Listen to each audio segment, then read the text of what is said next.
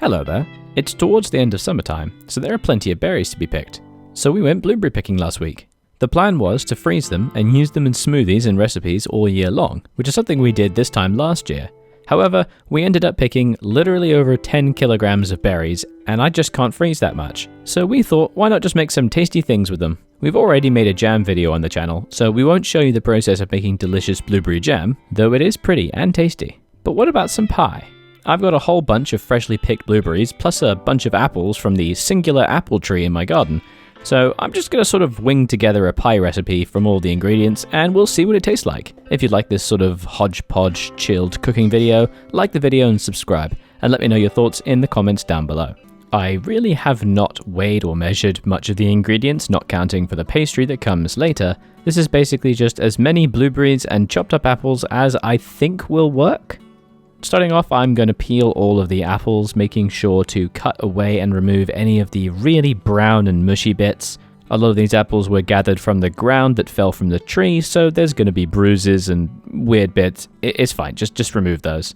Then chop all the apples up into little pieces. You want them to be small enough that you wouldn't mind getting a whole piece in your mouth. Also, these are not actually baking apples, they're regular eating apples. If you're not aware, baking apples are much more tart and have a weird astringent flavor that only goes away when you cook them, making them perfect for things like pies. But I'm just going to use these regular apples, and because of that, I don't need to pre-cook them or anything. I can just throw them in with the blueberries, and they'll cook plenty and get sweet enough in the cooking time in the oven.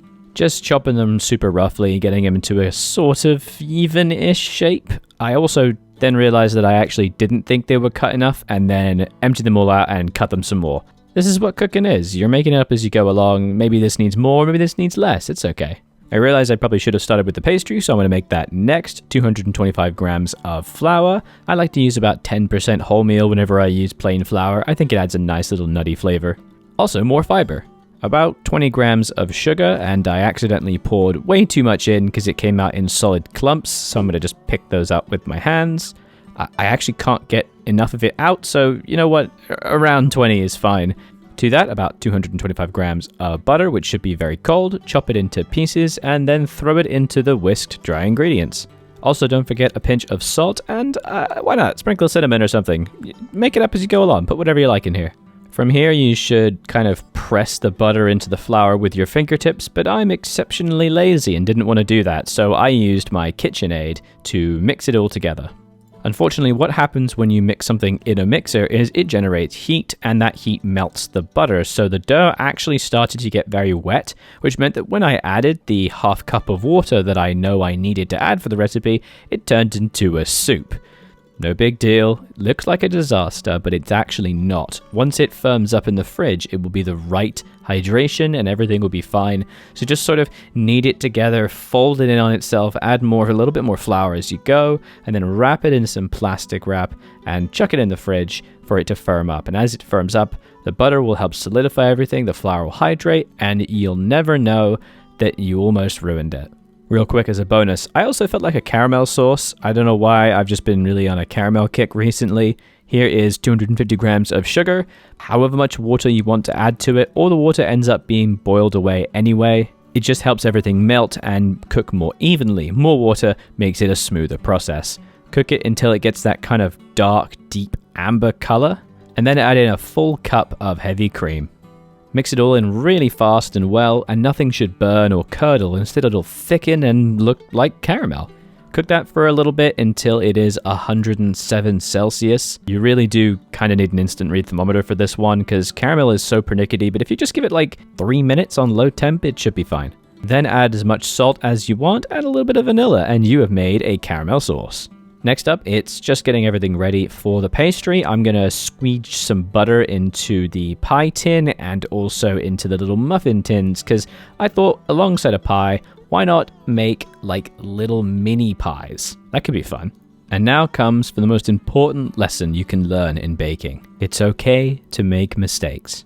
Remember when I said I kind of messed up the pastry? Well, it did carry over a little bit and I didn't knead it properly or roll it enough. So when I try to roll it out here to get it into the pie tin, it rips. It's way too wet. I try that classic trick of rolling it over the rolling pin and then rolling it back onto the tin, but it just rips.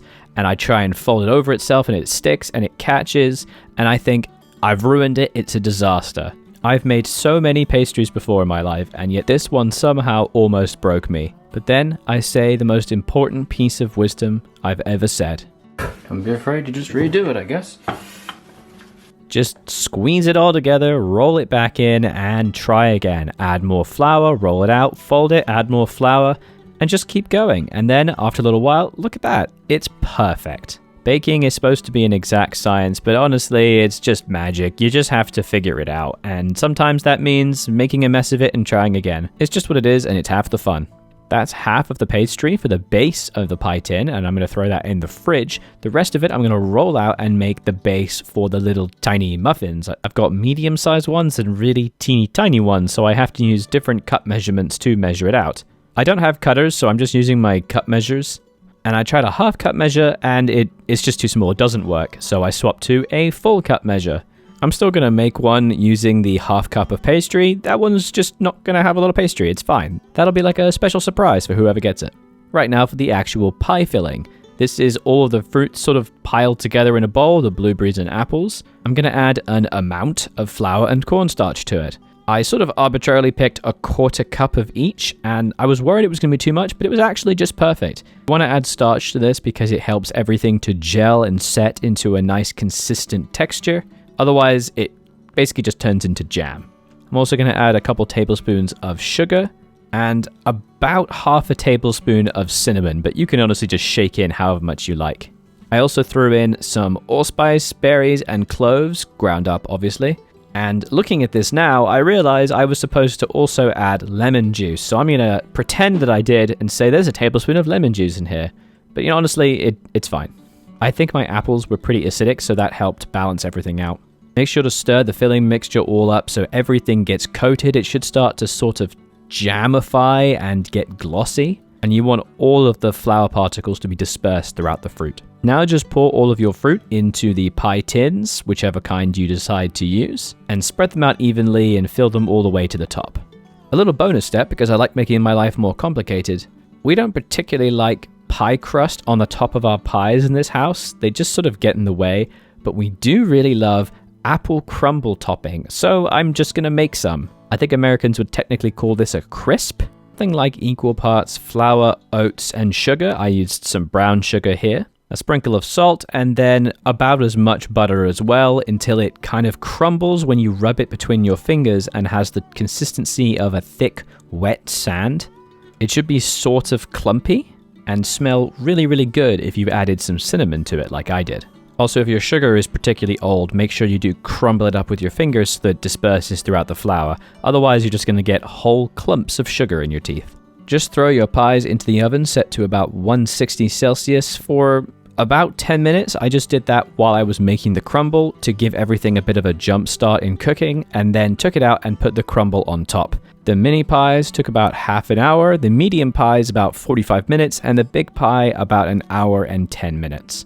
Though it is very difficult, make sure to cool it all the way down, otherwise it will just spill blueberry juice everywhere.